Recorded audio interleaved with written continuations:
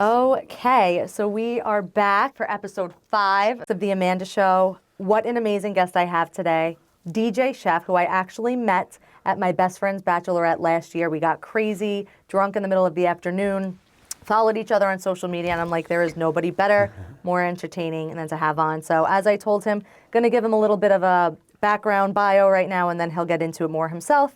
But DJ Chef is a nationally recognized culinary entertainer who has set out to remix American cooking by adding in fun, high-energy entertainment to special events. Since 2003, he's been changing the landscape of the culinary industry by fusing beats with making treats. I saw that on your site. Known as the chef that rocks, he has worked in corporate America for major companies, been featured multiple times on Food Network, most recently in Cutthroat Kitchen and Supermarket Stakeout, performed at celebrity soirees, which you'll get into, including Christie, Brinkley, and James Blunt. I saw it. Those are just a few. You've been featured on MTV, Discovery Channel, news outlets. You've traveled all over. Now you're primarily focusing on bachelorettes, bridal showers, birthday parties, events, festivals, and more, but we'll let you get into that. Thank you so much. I know how busy you are for coming here, for sitting with me. So tell us a little bit about yourself, your background, and kind of where this whole food DJing thing started. All right, first of all, thanks for having me. I love your podcast. I started out as a DJ, when I was younger. I got a set of turntables for like the holidays, when I was like 15. And, at the time there weren't that many DJs, so I just kind of like taught myself how to DJ.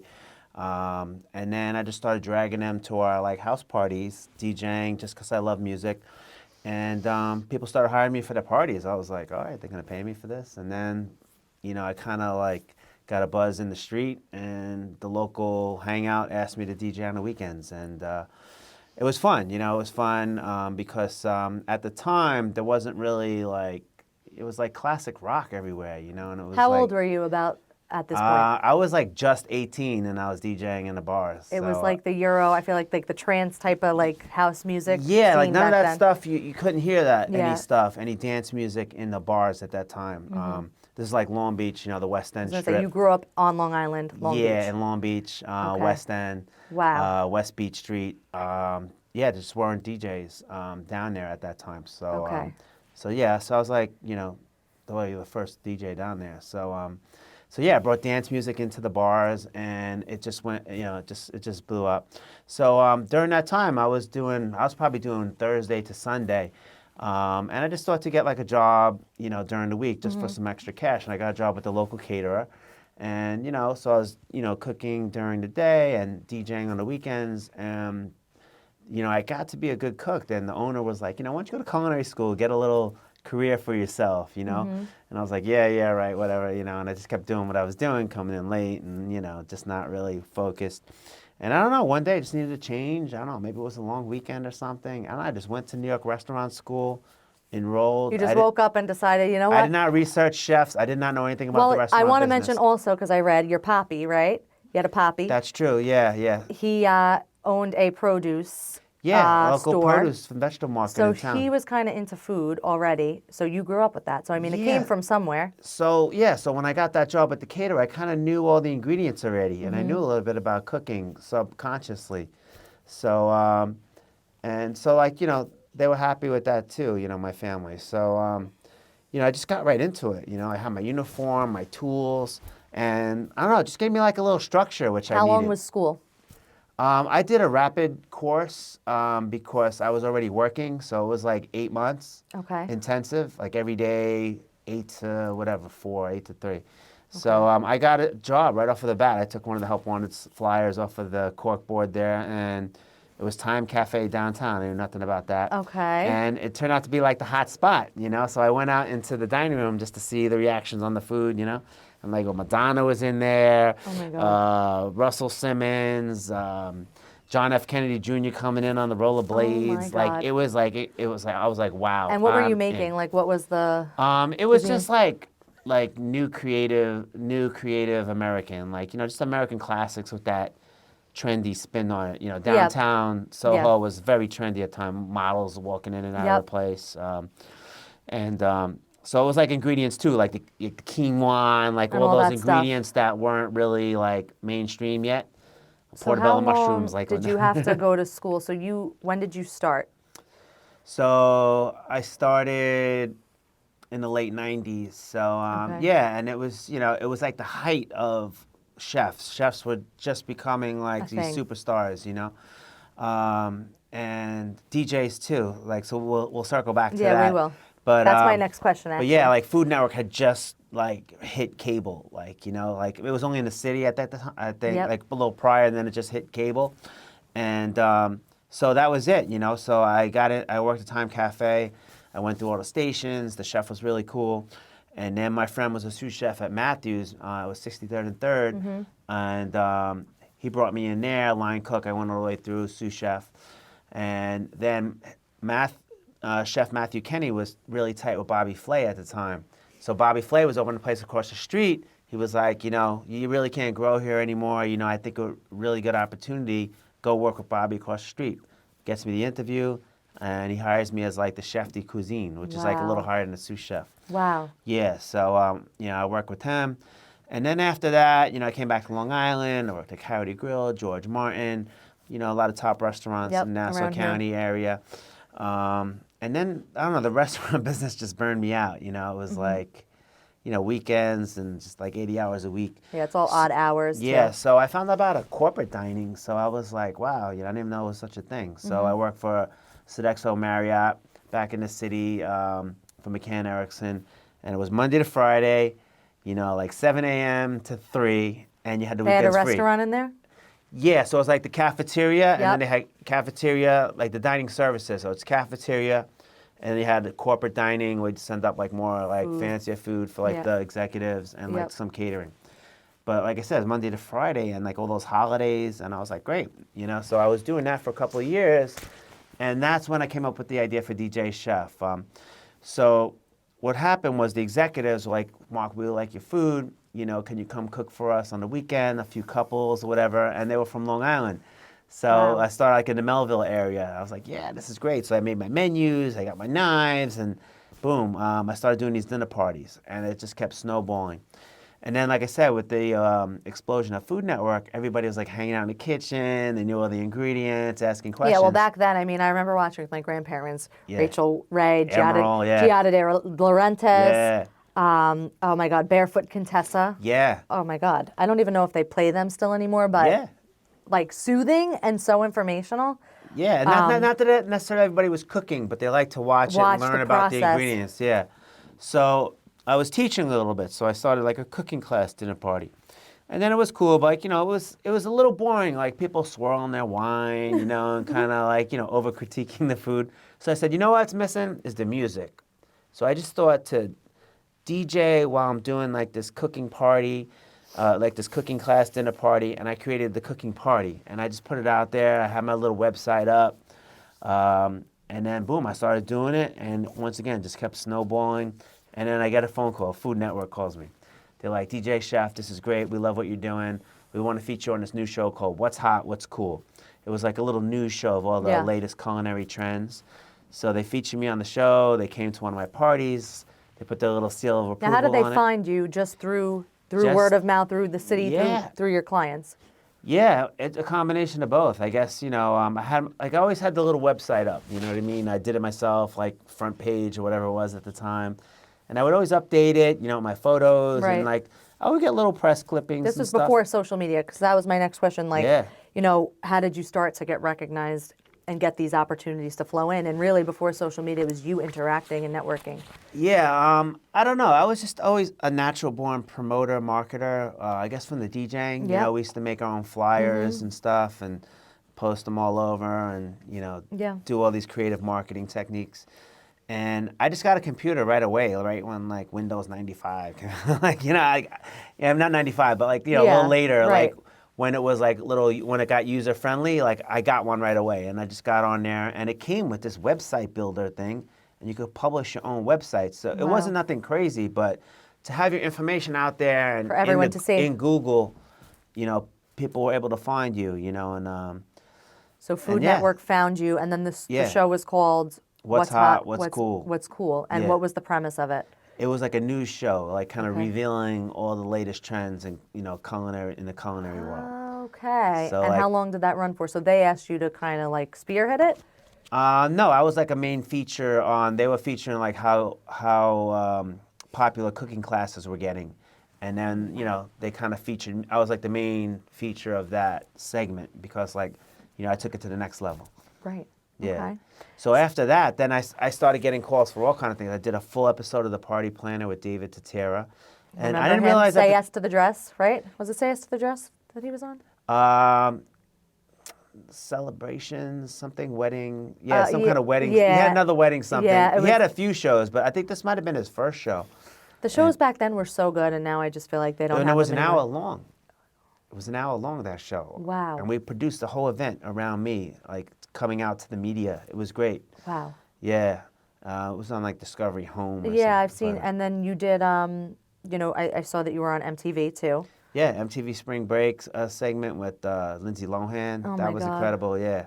Oh my God. Yeah. So that kind of leads me to my next question, which I'm sure might take you a minute to think. What was one of your biggest and most defining moments? I'm sure there's a few, but if you could pick one throughout your career till now, what would you say that it really was? I think in the media, it has to be winning Food Network's Cutthroat Kitchen because, people who don't know my resume or know, my story, they see the DJ in front of the word chef and they're like, oh, DJ, how good of a chef can he be?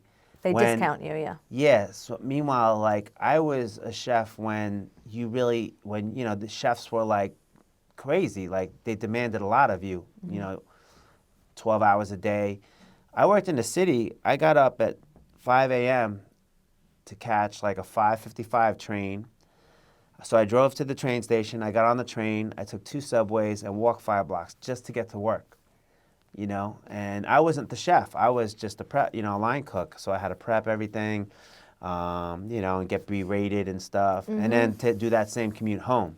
It's like, so chefs these days now, like you come out of culinary school and they want to be the top chef. They want to be on Food Network. Even researching you, I'm like, I met you in a party type of scene, but when you read about him online, you have so many accolades and different things that you've done. It's not like now, we'll call you chef now, but it's not just DJ chef. There's so much, behind the scenes and so many things you've accomplished. These have just, these two things have fused because it was a creative way for you to kind of, I just thought food should brand be yourself. more fun. I just thought, working in a kitchen and hot and the stress back there, I knew there was a more fun way to still cook. And like I said, my background growing up with music and DJing, I just envisioned it being more in the front and just having fun and not being so stressful. Have all the you time. ever, because obviously, when you started doing these smaller parties, because not everybody loves house music, right? So what if you got like an older clientele? Like, would you do like Frank Sinatra while you're, or can you switch it up, or are you just like bound to like the house music? Yeah. No, I'm actually like, so growing up in the bars, and you have to be that diverse Eclectic, yeah. DJ, so, I've kind of prided myself on being able to figure out the crowd and figuring out what's going to make them tick, what's going to make them get loose. So, yeah, beyond the bachelorette parties, my next most popular party is like the 50th birthday, the 40th birthday.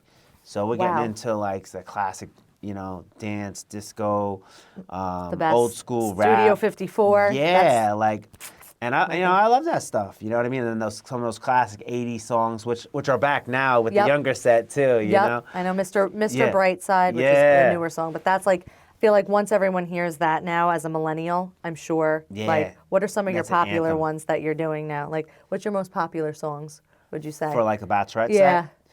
It's Mr. Brightside.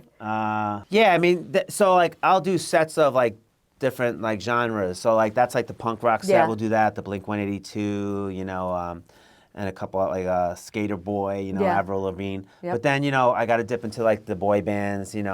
All that NSYNC, Backstreet, Bieber. So you have Britney. to research. In addition to cooking and doing all that, you have to really research and stay on top of what the music is too.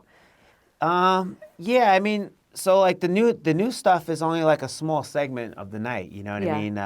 Because everybody wants to be cool. The And they classics. know like the newest song, whatever. Yeah. But the real magic happens when you dip into like that old school, like what's their high school glory Anthem. days? You know what I mean? Like so like I try to figure that out, and then obviously every year it shifts a little bit because So now it's like, it used to be like, 90s, now it's like early 2000s, now it's like 2010s, like that early 2010s right now is like the sweet spot. It's the sweet spot. Yeah. I Yeah. don't even know some of the new music.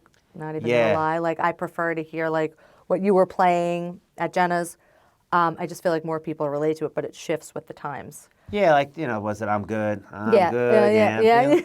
yeah. But that song's like good for like 40 seconds. Yeah, and then it's done. Then I got to get out of it. Yeah. Lean with it, rock with it. Yeah. Like those songs, like you hear them on TikTok and Yep. stuff.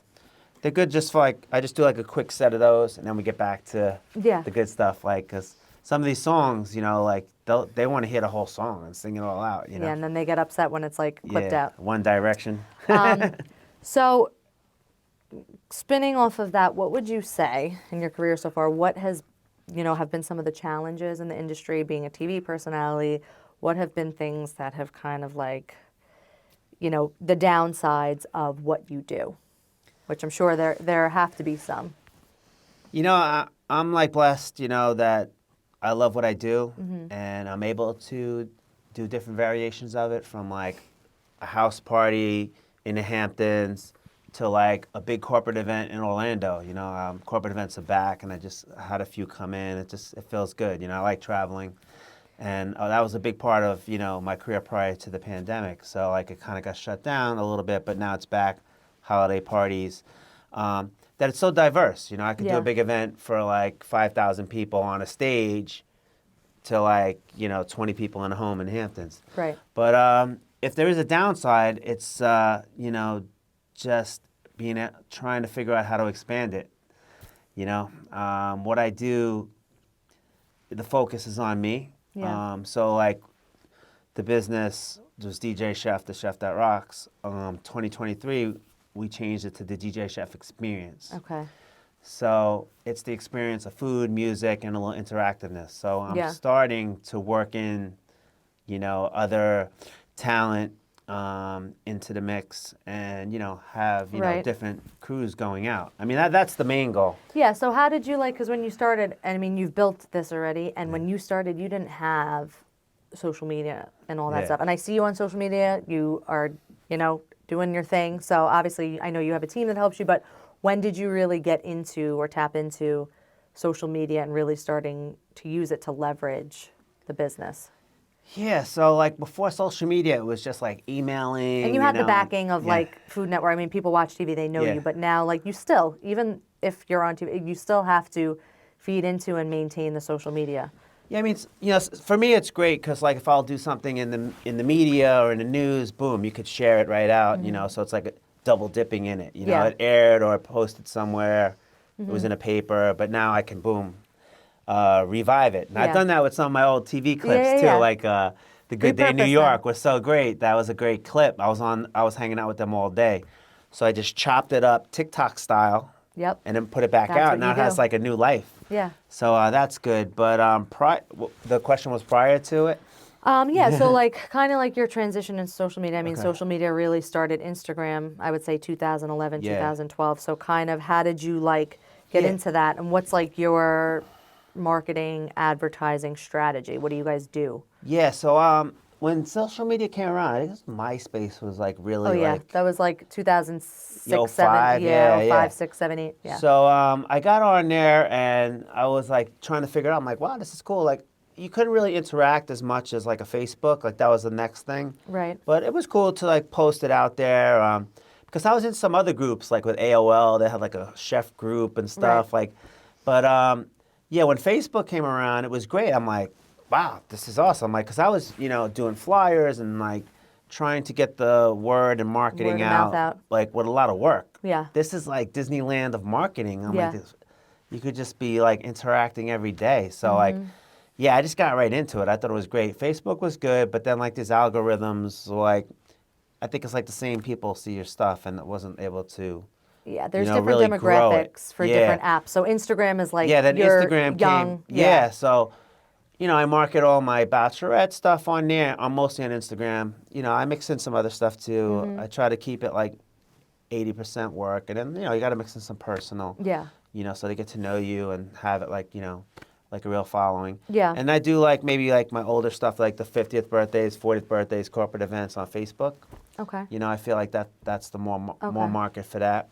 And LinkedIn. Yep. I I still love use I love LinkedIn the too. platform. It changed, you know, it wasn't as interactive in the Yep. past. I feel like It was like has an like old, a Facebook vibe. Yeah, it was Facebook vibe, but like an old, like, I feel like Microsoft Word. Like, Yeah. just very hard to use. They've really built it more towards Facebook. I know in my industry, a lot of Like, people yeah, like don't use they it. didn't want you to interact too much on LinkedIn. Exactly. I was like, all right, still so post. yeah. I mean, for me, I post all the same stuff I put on Instagram there, and I find I get a different clientele. So I get Okay. the more professional person that's looking, or Yeah. the businessman that's looking for a home. Where you might open yourself up to Yeah, corporate corporate events events, and things like that. I mean, Yeah. it's an avenue that people don't use. So, and nobody puts video on there. They're putting like old boring articles.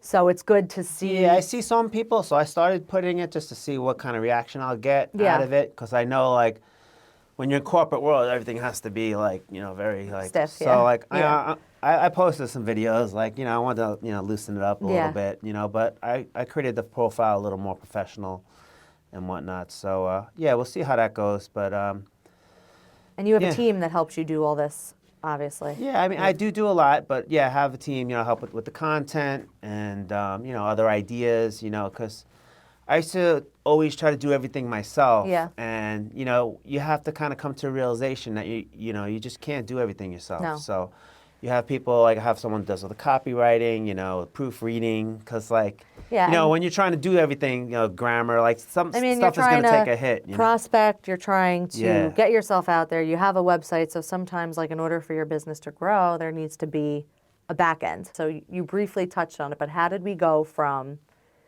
full-time chef to now we booked a couple private parties for people that you knew, and how long did it take you to realize that you could be self-sustained doing these little parties? Like, how many groups of people did you start out with, and then how did it kind of elevate? And now you're predominantly on Long Island. I mean, you're all over the place, but talk us through that transition of like your first one to where you were like, okay, I might be able to do this on more of like a full-time basis.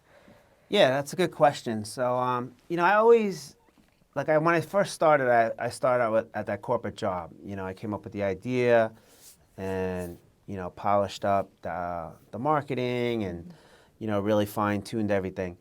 So when I left the corporate job, I always had, like, a day job. Like, I got into, like, running, like, managing gourmet shops, doing some Okay. consulting.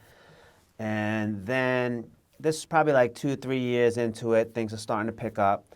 I took a job as a consultant at this soup place in Long Island, and you know I did all this corporate menus. I prospected. I got a bunch of clients. I did all the emailing and stuff.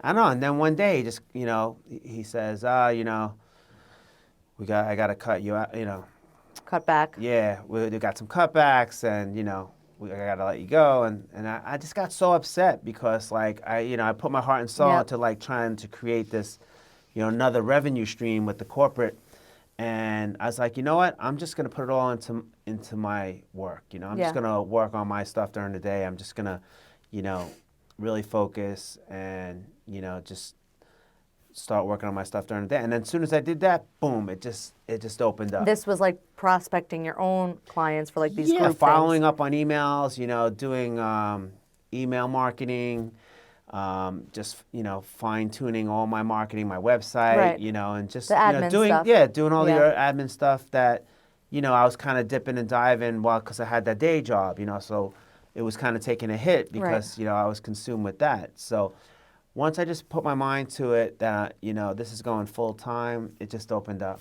Okay. Tell us a little bit about what the experience is for people who have never experienced it. I've experienced it, like I said, drunk in the middle of an afternoon, rallying up everybody, an insane time. But tell people kind of like, do you get inspiration from other people, things like you've developed sort of like a schedule now and a routine of what you do every time you go, whether it's a bachelorette. So talk us through that and what are people getting when they book you? Yeah, I really treat it as like a show. You know, I'm coming in, I'm doing a show. I have a rough outline in my head of everything that I need to hit throughout the day. You know, there's like a little run of show. for the parties, So yeah, it's a DJ chef experience. It's a combination of food, music, and interactive cooking with the honoree. And that's really where the magic happens. As a DJ, you might just be playing music and it's free flowing, and you don't really have control of what's going to happen. I've came up with these, I call them routines, throughout the evening that will make it interactive and keep bringing you back in. Yep. And little surprises throughout the night. So I'll get there just like a bachelorette party or a birthday party. I get there and I have like a few songs that I play just to feel you guys out. I'll drop in the shot song, just to, time for shots with the bride, because I want to make sure everybody's loose, Elevate, yeah. before I call the bride up Yep. for like that opening routine of the dessert that I Yeah. do. And I feel like I do that within like the first 30 minutes because that's going to break the ice with everybody. Yep. You're going to get to know me. I'm going to get to know you. We're going to have some fun. I got to whip in the eggs. I'm playing the diva. Whip it. Whip it Yep. good. Everyone's clapping along. And you have someone with you. I mean, Yeah. it grew to the point where you needed to, obviously, you go in there and you're setting up too. And a lot of times, just so people know, like my best friend's was an Airbnb. So those are houses that typically, sometimes Yeah. they come with the things you need, sometimes they don't. So you're anticipating that. You're coming, you're bringing your stuff, Yeah. setting up, and then you usually have somebody with you helping Yeah, I have an you. event assistant that's Okay. going to help, help the whole show, flow. I can't, like I said, I can't do yeah. everything. So, and then, she's like the front person too. So like, if I'm in the middle of doing something, cooking, and there's an issue, she's right there to handle it, and, Right. like Yeah. I said, it just makes everything run that much smoother. Yeah. So we talked about it before, but now with respect to this, like specifically what you're doing, do you have any pet peeves or parts that you don't like of this whole, whether it's a birthday party, whatever? What are the things that you maybe don't like? I don't know if you remember the party tips that I sent out. There's like little party tips. Yeah. I don't know. They're not really peeves. They're just like things that I've experienced along the way that, might not make it the best it can be. One of them is like with pets. You know what I mean? Everybody loves the family dog, but the dog is going to be under my feet the whole time because they know I Yeah. got the food. So I just asked, if they could, keep the dog, Yeah, and in the food is room, like- slinging, just so you guys know, food is bananas or flying. Yeah. There's chicken. And then if you're chasing after the dog the whole party, it's gonna It's like mess taking up. away It's gonna from the mess up the experience. vibe a little bit. So something like that. Yeah. Parking. I just always say leave a space in the front for the DJ chef in, easy let in. Because I did one, and we were just coming from another party. It was a tight schedule, and the cars are like sandwiched together, and so like our van is out front. So we have a lot of stuff to load in. So now I'm like weaving through the cars, and it was like a stairs. jeez. Actually, this one was in West Hampton specifically. So we were running late. I got a flat tire, and I'm like, we might be a little late. And I don't know, they started like flipping out a little bit. And I'm like, it's a flat tire. I'm not that far away. Yeah. I was like, you know what? I'm just riding on it. I was like, I can't cancel this party. I was Yeah. what's the Yeah. rim? $250? Yeah. I'm like, all right, I'll Yeah. risk it. So on the rim, I made it 10 miles just on the rim. So I get there, and that was the party. They didn't leave me any room in the driveway. I'm like, damn. So I get there, and being a little late, I hate being late. So I'm weaving in and out of the cars, and there was like, the stairs went like this. Yeah. So, luckily my assistant was coming from another location, and he met me there. So he had his own car, so it was good. So like, all right, so we came and we did it, both of us, but we were weaving in and out of the cars. It was insane. How did you then, what did you have to get a tire to get out of there? I have AAA, because Okay, I'm on the so road that a lot. roadside So assistant. like, So they just pull up to a bachelorette, Yeah, they're like, we're so, here like- to change your tire? Yeah, this party had everything. This party had a little drama. It was like an older group too, and it was. And the kitchen setup was Horrendous? crazy. Yeah, it had like an island. At the sink was in the middle of the island, so I couldn't utilize the island. So I had to set up all my tables. Like sometimes, we're at by poolside. and If you're outside. But yeah. I shouldn't have to had set that up. No. But like just the kitchen So setup was basically, strange. like people being prepared, which is Yeah. in any type of business across any industry. So I'll send out a little party tips email. So like, if they Yeah. can pay attention, Yeah. it would help. And then what's the funnest part of your job? I mean, we've been over this, but what would you say you enjoy the most? I mean, just, I'm just lucky enough to be able to do people's special occasions. Yep. So, like, just to make it like the highlight of that celebration. Like, I do like a lot of bachelorette parties where it's a whole weekend. So I want to be the highlight of that weekend. You were the highlight of ours. I think Jenna said that was her favorite. That was her favorite day. So you're really like burning an experience in people's minds that they're gonna remember. Yeah, and like in the pandemic where girls, a lot of bachelorette parties, destinations were canceled.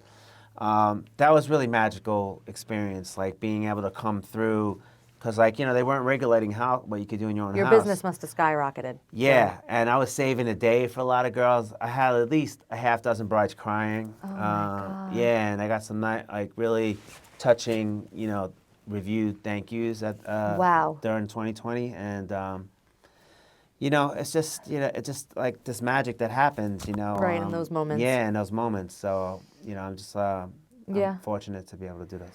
So we're going to be wrapping up the next few questions. What is your goal for DJ Chef, for your brand, within the next 1 to 3 years? Is there anything that you're still aiming to achieve? Yeah, I want to go or to get involved in, yeah. which I know you talked about something before. I want you to speak a little bit about it. I think it was the charity or something like that you talked about before. Okay, yeah. So DJ Chef Experience, we're trying to take this into other markets. Everyone says, oh, you need to be in Nashville, you need to be in Florida, you need to be in Scottsdale. I'm going to explore, how to make it happen in these other markets. I don't know, I'm thinking about Florida in the winter and just doing the Hamptons here in the You summer. might need to train somebody to do what you do at Yeah, some point. yeah, Like, they're going to have to go to chef school. I have a little issue with, not issue, I have a little problem. Delegating. Like relinquishing the throne to somebody else. I get it. Everybody It's tough. I interview says the same thing has a business, starting a business. It's hard to, when you're used to doing something a certain way, to give it to somebody else. And is it going to turn into like babysitting? I Is don't it know. gonna- I think it is, right. but Is it going to give the same experience that you've built and you've worked hard to create over all these years? Yeah, I thought to maybe do tiers. If you want DJ Chef, that's going to be the A. And if you just want a DJ Chef experience, that might be a B. Right. A chef and a DJ. I'm thinking, I'm working Hybriding on it. different concepts for it. Like a chef and a DJ maybe can pull off, the routines and, some of the things that we do right now. So hybriding, like getting out there and expanding to more places. Any involvement in TV? You have anything coming up? Yeah. DJ Chef concept has, I mean, I didn't touch on it, but initially DJ Chef was a MTV style cooking show concept that I linked up with Donna Drake. I got like on this email list for like Long Island Film and TV, and back in those days they didn't blind copy the list. Okay. So I replied all, DJ Chef TV show coming soon, and she was the only one that replied, and she was like, "This is a great idea. You can do it." We shot something. And then, the TV thing was like, it's a whole nother animal. So I just thought I need to do it, and I was already doing those dinner parties. So, I came up with that. But, and I work with a lot of charities right now. In the past, I just didn't get the charity thing. Like, how can I do this charity? I got bills, and how can I do it for free and this and that. But now I see, like, now that I'm established, you just can't always take. There has to be some give back. That's the cycle. Yeah. And just some, amazing things happen, when, you're giving back and you're helping other people. And so I work with John Starks Foundation. Okay. I'm going to be helping them head up the Long Island casino event that they do at Mutton Town Country Club. Amazing. I'm meeting about that next week. I've been working with Marty Lyons Foundation, the Jets, for a lot of years. Okay. They do these wishes for terminally ill kids, and it's like just a Make-A-Wish type of thing. Yeah, it's like a Make-A-Wish, and he's been doing that for years, and it's I'm happy to rewarding. be involved with that. Yeah. And I do Go Red for Women every year at the Crest Hollow Country Club. I just did the Tigerman fundraiser, Chef Cooks for Children. Okay, Yeah, Chefs for that's Children. fun. And I did that. I brought my daughter with me. Wow. And she was my little sous chef. Aw. So That's awesome. yeah. And I'm doing the chocolate show coming up March 12th, so we're gonna bring a Sounds little like to my that too. type of thing. Yeah. Where right is that? That's gonna be. It used to be at the Cradle of Aviation. Now it's at Hofstra University. Wow. So, yeah, bigger venue. Yeah. Okay. So we're on our last question before we do a wrap up. Looking back on 2022, what is your peak of 2022 and your pit? So highest point and lowest point. The peak of 2022 was winning Best of Long Island, Best Party and Yeah, Event that's amazing. Entertainer. What like I it was said, for best Best Party and Event Entertainer. Best Party and Event Which really Entertainer says it all. of 2022. For 2023. For 2023. Yeah. Wow. Yeah. Okay. And then I got inducted to the Knot Hall of Fame, which is great. Okay. You know, And what is that? So I think it's like 5 years of winning the best of In a that row. year. Yeah, so 5 years in a row, then you get into that Hall of Fame. So that, Okay. you know. Yeah, for those who don't know, this is a Long Island. It's run by the Best of Long Island is Bethpage Federal Credit Yeah. Union. It's their competition. Our team, the O'Neill team, won for 2022, best team on Long Island. So it kind of is a big deal because they're coming from just random votes. So it's a big thing. Yeah, that's huge. I just I just never thought that I would win something like that. So, That's amazing. Yeah. Congratulations. And then what about your pit, if you have any? Yeah, there's nothing that really it's just been all good. I mean, the growth in this year has just been amazing. With the rebranding of, DJ Chef Experience and all these awards at the end of the year. But, I mean, I think it's still just struggling on, how to expand, how to increase, your revenue. I never want to increase prices, so Right. because I want to be fair always, especially with the smaller events with the brides and Yeah. stuff. So I added on packages. I added on like a lighting package and To do different some swag things. package, so that could increase, the revenue without kind of like jacking up the price, because I never want to be like, oh, the guy's pricey. I hate that. So just to add extra, value to like the package or what I bring to the table. So figuring that out, but I still struggle with the expansion thing. I mean, I feel like for as big as you are, that's everybody's thing that sits in the chair that's a business owner in any industry. And I feel like it just, no matter what level you're on, it comes down to the same thing, which is networking with people. So, I find that just connecting with people and really putting yourself out there, social media is a big one. But I feel like it's the same thing for everyone, even me in real estate. Like you have your good months, and then you have your months where you're like, okay, maybe I'm not getting as many bookings, but you're about to enter your busy season. Because I would say from now to like the end of the summer, bachelorette central. So you're going to be very busy. Yeah. It's Yeah. pretty insane. So we're wrapped up, and I want to thank you so much for coming on, sitting here with me today. Where can everybody find you? Social media channels, website, if they want to book you. How could they Thanks, find Amanda. you? Thanks for having me today. You can find me at DJ Chef Rocks on all socials. It's the same handle. And my website, djchef.com. If you want to, look a little more into it, specific, what your event you're planning, like all the pages are broken down into the type of event. Okay. And then you have the booking form there, which I like for people to fill out. Perfect. So I have all their details. Okay. All right. Awesome. Thank you so much for watching episode 6, and we will see you next time.